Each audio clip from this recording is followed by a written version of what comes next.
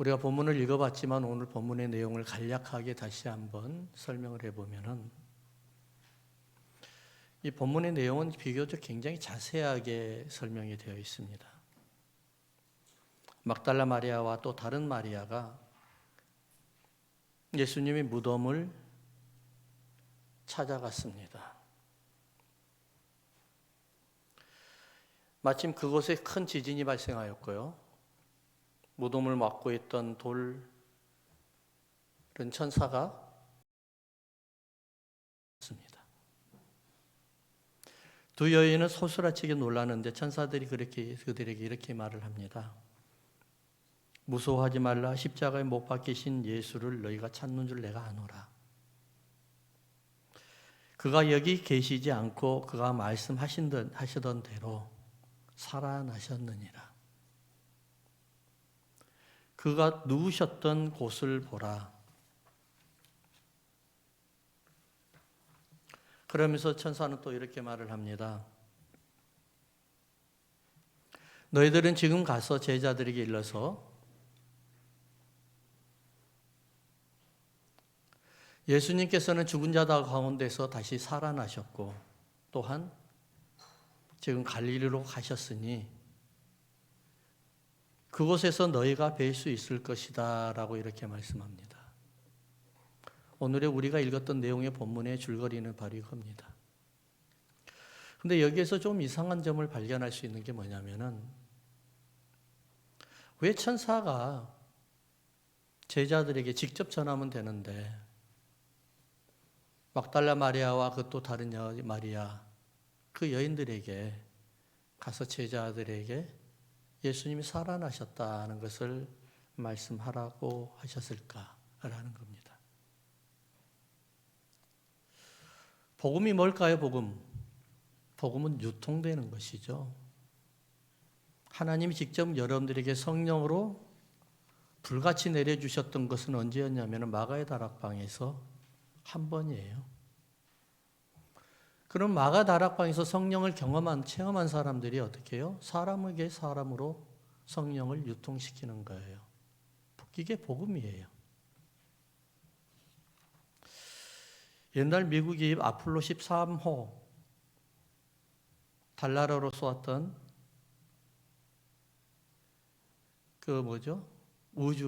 우주선. 이것이 문제가 생겼었잖아요. 그때 말하기를 그때 당시에는 얼마나 큰 이슈였겠습니까? 이제 우리가 드디어 달나라를 정복합니다.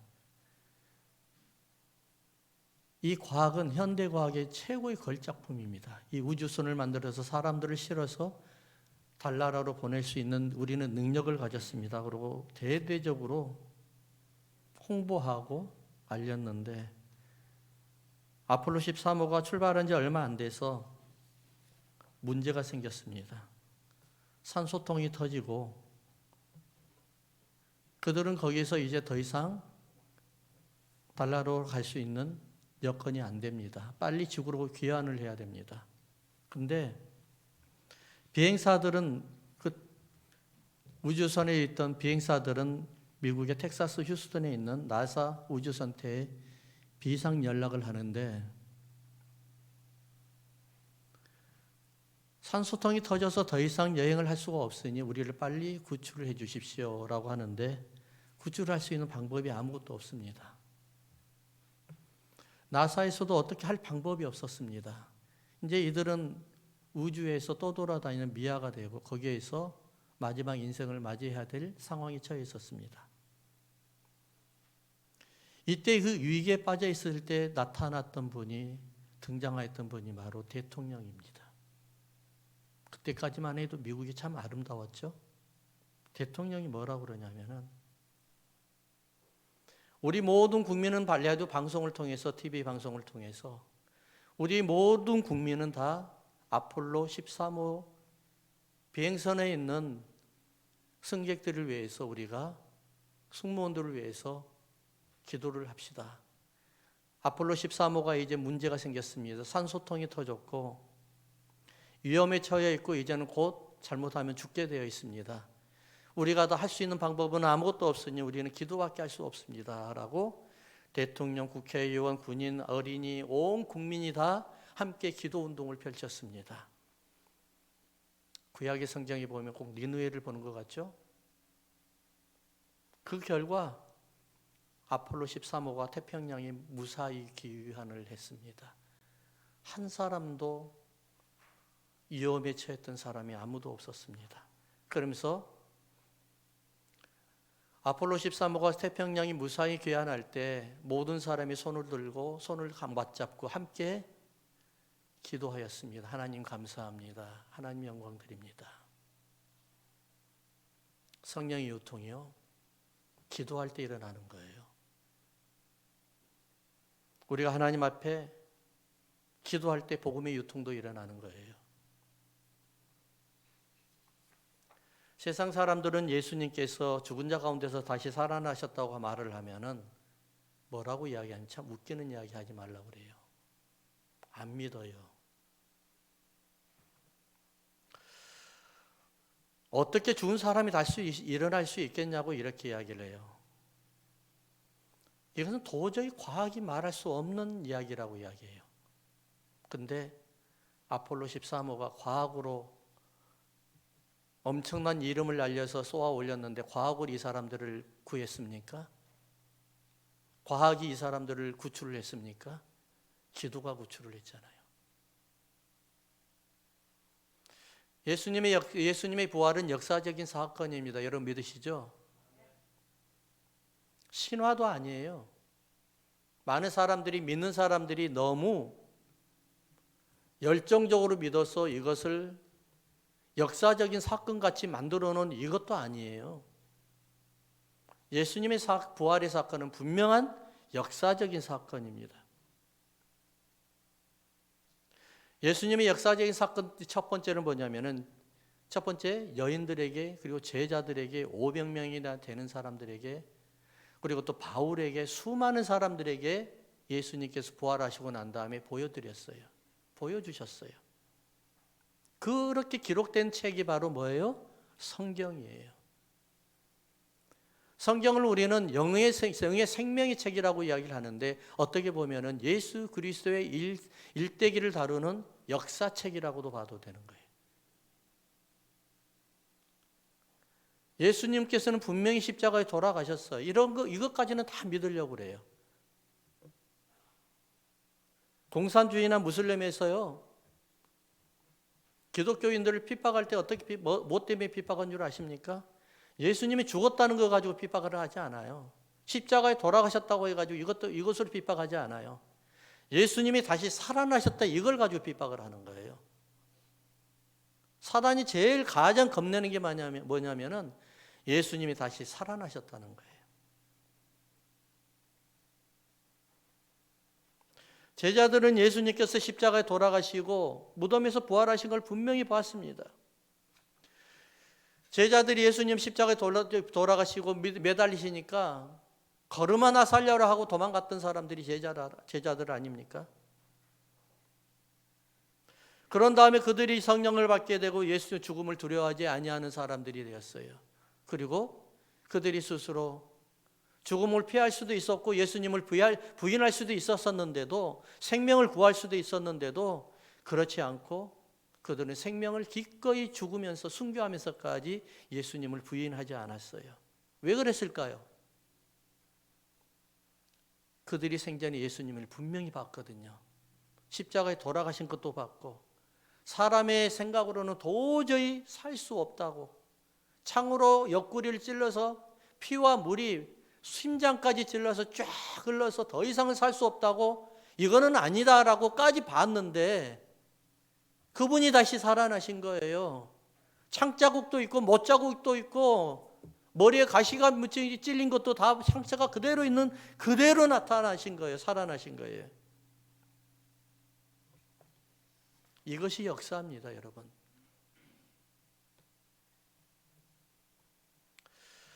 또 한 사람이 있습니다. 예수님의 부활을 증거한 사람, 예수님을 믿지 아니하는 사람, 제자도 아닌 사람, 예수님과 아무런 관련이 없는 사람, 그저 역사가 좋아서 역사를 기록하는 것으로 자기 인생을 다 바쳤던 사람, 그 이름이 바로 요세푸스라는 사람입니다.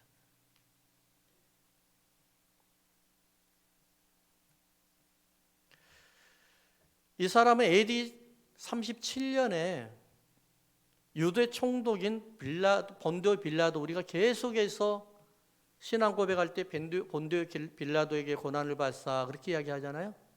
본디오 빌라도가 임기를 마감할 때 태어난 사람입니다.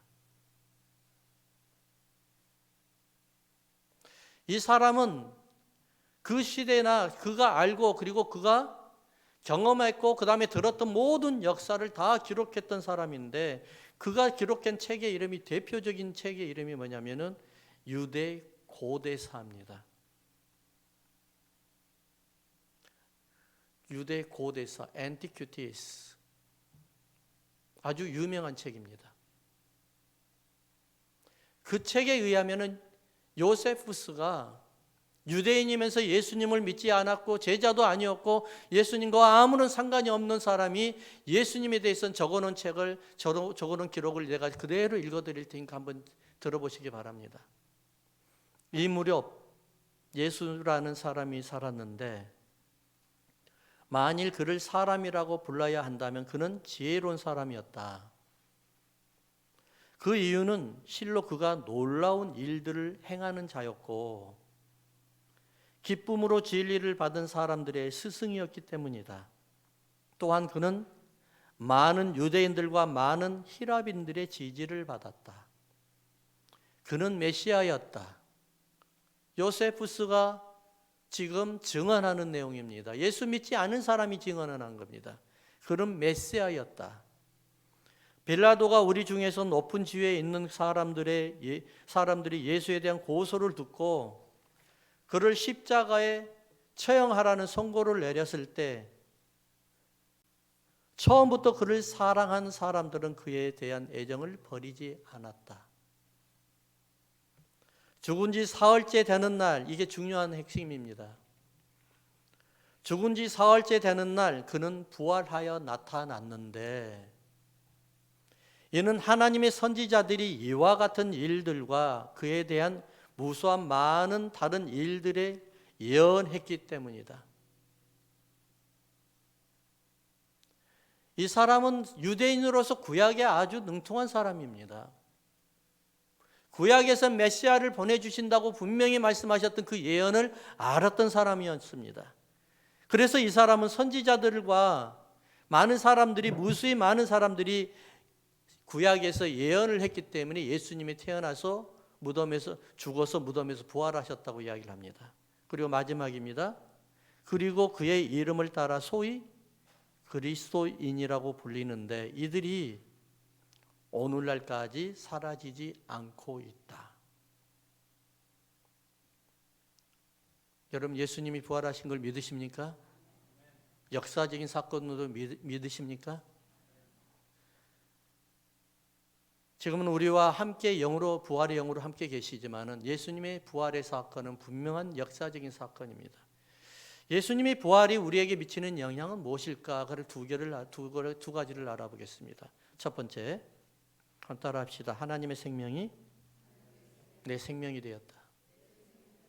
믿으십니까? 예수님의 부활의 사건으로 나의 저주와 나의 사망은, 이제 나의 생명은 사라지고 하나님의 영원하신 사랑, 하나님의 영원하신 생명, 영원히 처음 알파와 오메가이신 처음과 끝이신 그 하나님의 생명이 내 안으로 들어오신 거예요. 이 말씀을 우리는 아주 쉽게 이야기하는데, 저주가 복으로 바뀌고요, 사망의 생명으로 바뀌고요, 포로된 자가 자유함을 얻게 되었다고 이야기를 합니다. 예수님께서 부활하시면서 우리에게 엄청난 것들을 주셨는데 그 중에서 가장 근본인 생명을, 하나님의 생명을 우리 가운데 심어주셨다는 거예요.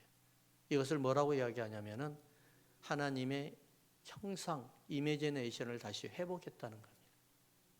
아담에게 하나님의 형상으로 만들어놨던 그 이미지를, 형상을 다시 회복하게 만든 거예요. 우리는 사도신경을 조금 전에 했는데요. 신앙 고백을 했는데 사도신경 고백할 때 뭐라고 이야기하죠? 성령으로 잉태하사 동정녀 마리아에게 나시고, 예수님을 뭐라고 그러냐면 성령으로 잉태하셨대요. 예수님의 아버지가 누구예요? 그러면은 성령님이에요. 성령님으로 잉태하셨다는 그 놀라운 그 증거가 뭘 이야기하는 건가? 성경은 계속해서 이야기합니다. 예수 그리스도를 믿으면은 우리가 하나님의 자녀가 된대요. 아멘. 예수님을 믿으면 하나님의 자녀가 된대요. 그럼 믿음이라는 자체가 뭘 이야기하고 있는 건가? 믿음이 뭘 이야기하는 거예요? 믿음은 예수님과 함께 하나가 된 사건을 이야기하는 거예요. 하나가 되었다는 거예요. 떨어진 사건이 아니라 딱 하나가 돼서 하니까. 그래서 사도 바울이 계속해서 신약에서 말씀하시는 내용이 고린도서, 그 다음에 로마서, 에베소서 수없는 곳에서 이렇게 이야기합니다. 그와 함께 죽은 바 되고, 한번 따라합시다. 그와 함께 죽은 바 되고, 그와 함께 일으킨 바 되고, 그와 함께 하늘에 앉힌 바 되었다. 이것이 바로 사도 바울이 말하는 함께라는 단어, 이것을 믿음이라고 이야기해요. 그래서 우리는 뭐라고 하냐면은 믿음이라는 자체가 우리가 예수님과 하나가 되게 만들었는데, 그 하나가 된 사건을 뭐라고 이야기하냐면 하나의 지체라고 이야기를 해요. 그러니까 예수님의 아버지가 성령님이었죠.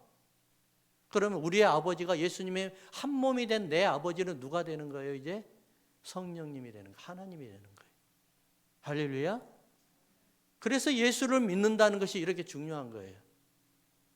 내가 예수를 믿음과 동시에 예수님과 한 몸이 되었고, 그 한 몸이 된 예수님의 아버지가 내 아버지가 되어서 하나님의 자녀가 되었다는 권세를 주셨다는 거예요. 할렐루야. 이것이 바로 뭐를 이야기하냐면 고린도후서 13장 5절에 너희는 믿음 안에 있는가 너희 자신을 시험하고. 그래서 믿음이 중요한 거예요. 믿음 안에 있어요, 여러분? 예수님 안에 있습니까? 여러분, 이게 중요한 거예요. 우리는 매일같이 돌아봐야 돼요. 내가 믿음 안에 있는가? 내가 예수님 안에 있는가? 내가 예수님과 함께 있는가? 하나가 되었는가? 이게 굉장히 중요한 내용이에요. 그러면서 뭐라고 이야기하냐면은 너희 자신을 확증하라. 예수 그리스도께서 너희 안에 계신 줄을 너희가 스스로 알지 못하느냐라고 이야기하는 거예요. 믿음 안에 있어요? 예수님 안에 있어요? 예수님과 하나가 되었어요? 그러면은 그리스도께서 내 안에 계신 것을 네가 진짜로 모르겠느냐 이 말하는 거예요. 이래서 하나님의 생명이 내 안으로 들어오시는 거예요. 할렐루야. 이제 내 생명이 하나님의 생명이지 내 생명이 아니에요. 내 생명, 내 몸, 내 몸뚱이라 해서 내 마음대로 해 안 되는 거예요. 하나님의 생명인 거예요. 내 것은 이제는 아무것도 없어요. 이것을 뭐라고 한 줄 아세요? 우리는 권리 포기하는 거예요. 포기 선언했던 거예요. 내가 예수님을 믿었습니다. 그러면 십자가에 못 박아 죽으시고, 그렇잖아요? 그러면서 우리는 그걸 믿고 우리는 어떻게 해요? 세례를 받죠? 침례를 받죠? 세례 받는다는 게 뭐예요? 물속에 잠긴다는 거예요. 죽었다는 거예요. 이건 무슨 말 하는 거예요? 나의 권리를 다 포기했다는 선언이에요. 권리 포기 선언. 예수님의 성령이 우리 가운데 거하시고 이제는 내 생명이 아니라 하나님의 생명으로, 하나님의 영원한 생명으로 우리가 거듭난 줄 믿습니다. 두 번째는 보니까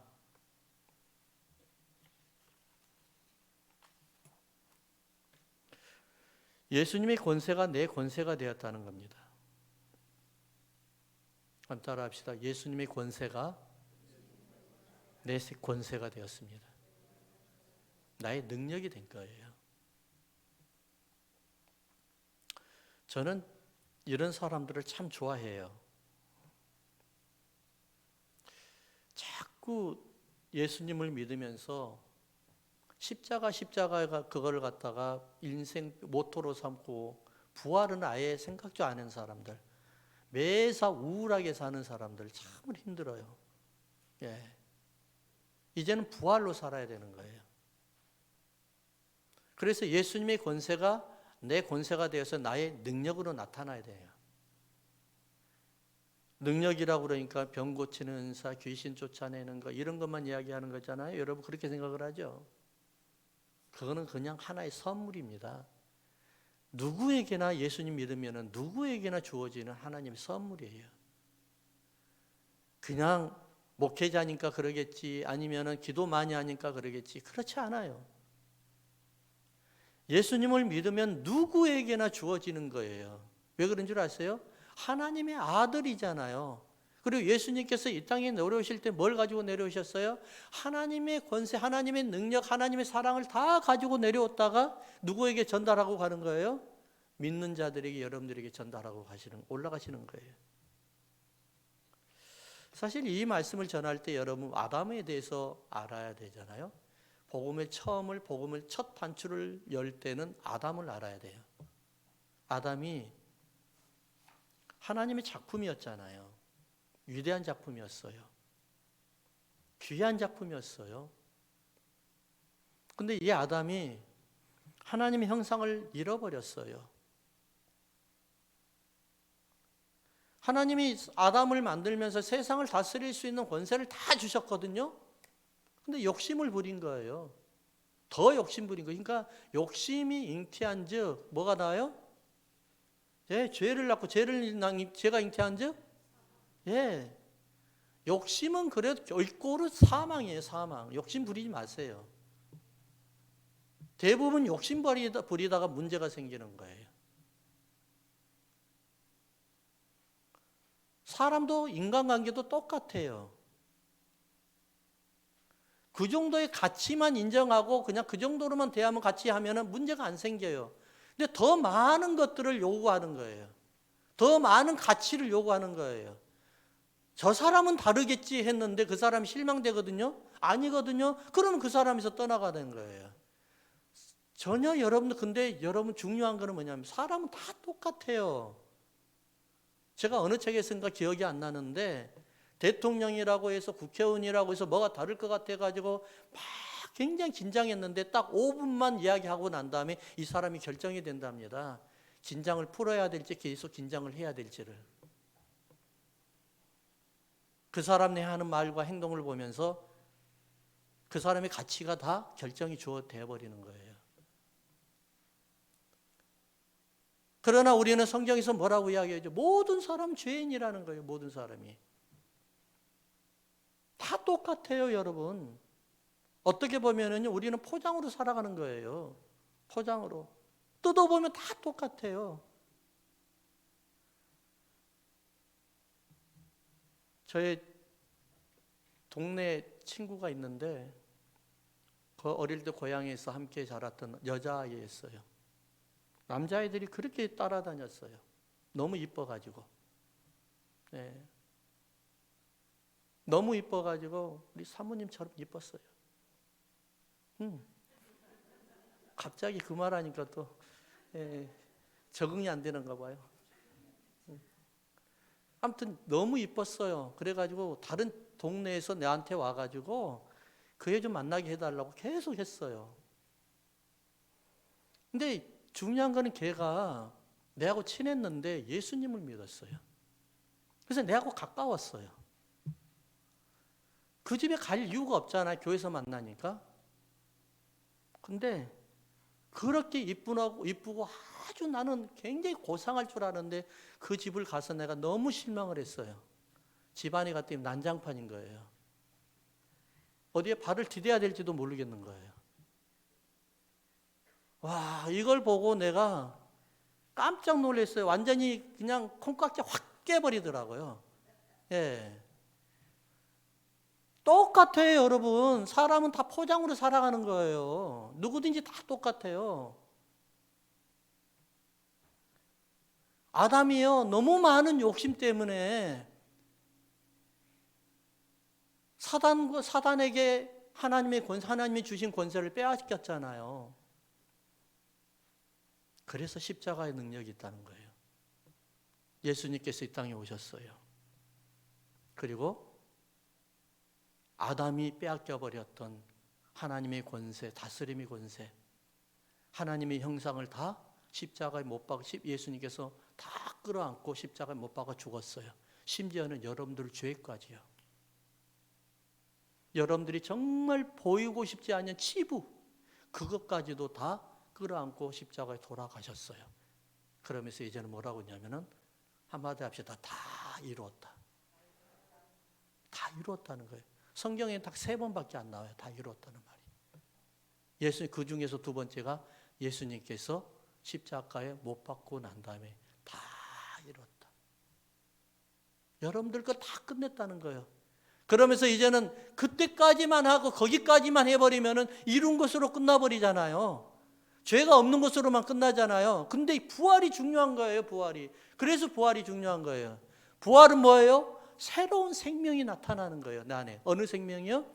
하나님이 아담에게 주었던 생명이 다시 내게 들어오기 시작하는 거예요. 그러면서 그 생명만 들어왔을까요? 하나님이 주셨던, 아담에게 주셨던 세상을 다스려라. 세상을 정복해라. 이 권세가 들어오기 시작하는 거예요.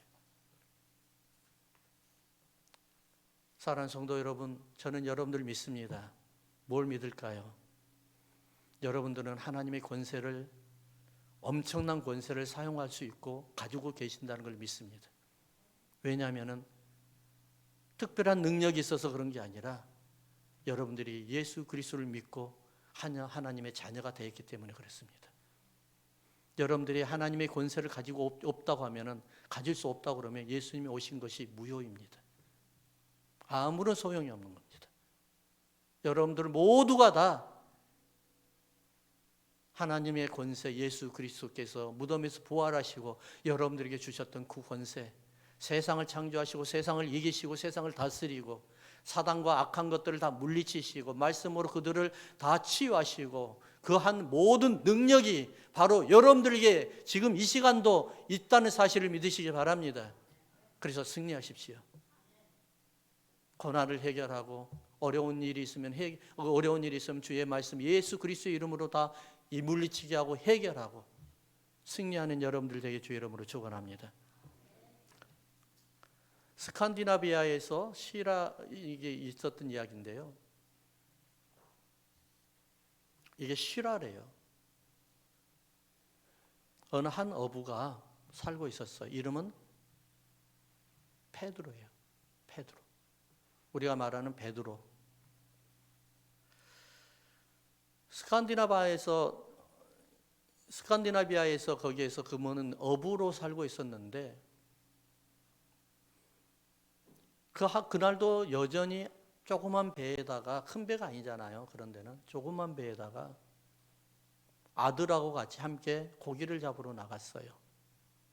고기가 안 잡으니까 멀리 나갔어요. 근데 바람이 살살살 불기 시작했어요.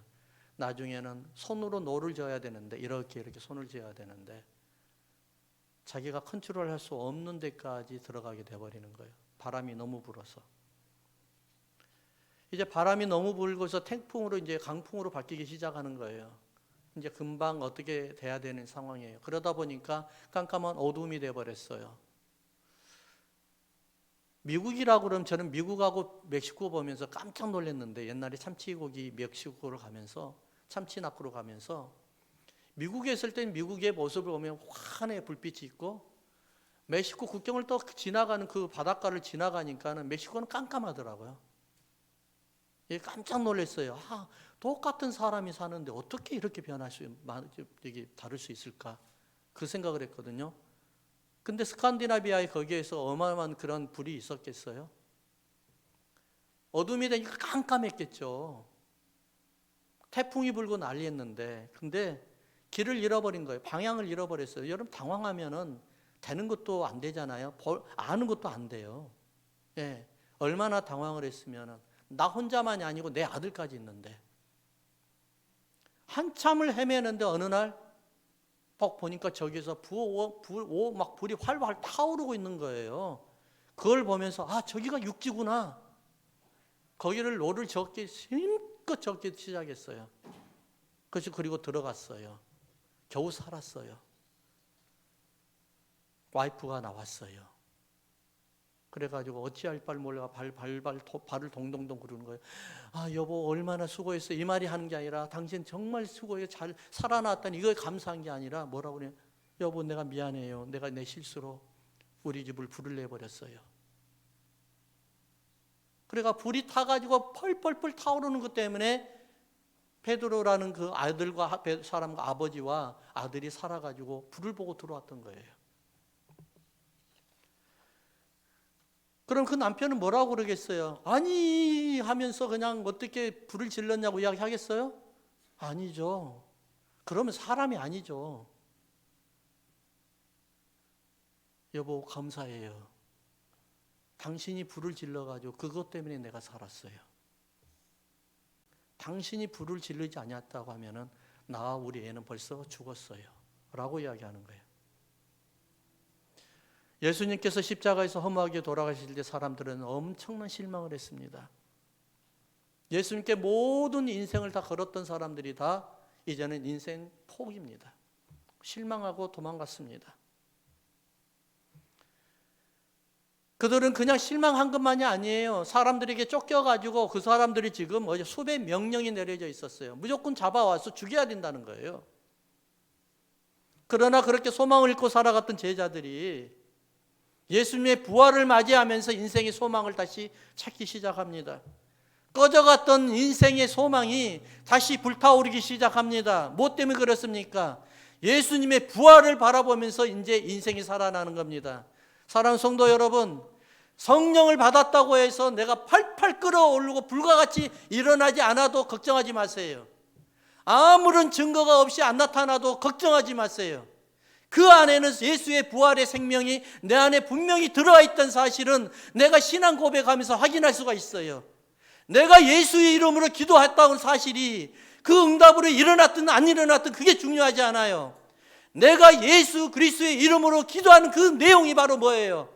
하나님의 권세가 내 안에 있다는 것을 우리는 증명하고 있는 거예요.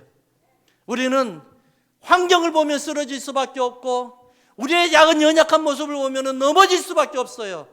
하지만 중요한 것은 내 안에 부활이 분명하게 조금이라도 의심하지 아니하는 믿음이 있다고 하면 우리는 분명히 언젠가는 일어날 줄을 믿습니다. 훨훨 타오를 줄을 믿습니다. 그래서 그분과 함께 우리가 세상 끝날 때까지 우리가 하나님의 형상을 지켜가면서 살아갈 줄로 믿습니다. 우리 함께 기도하십시다.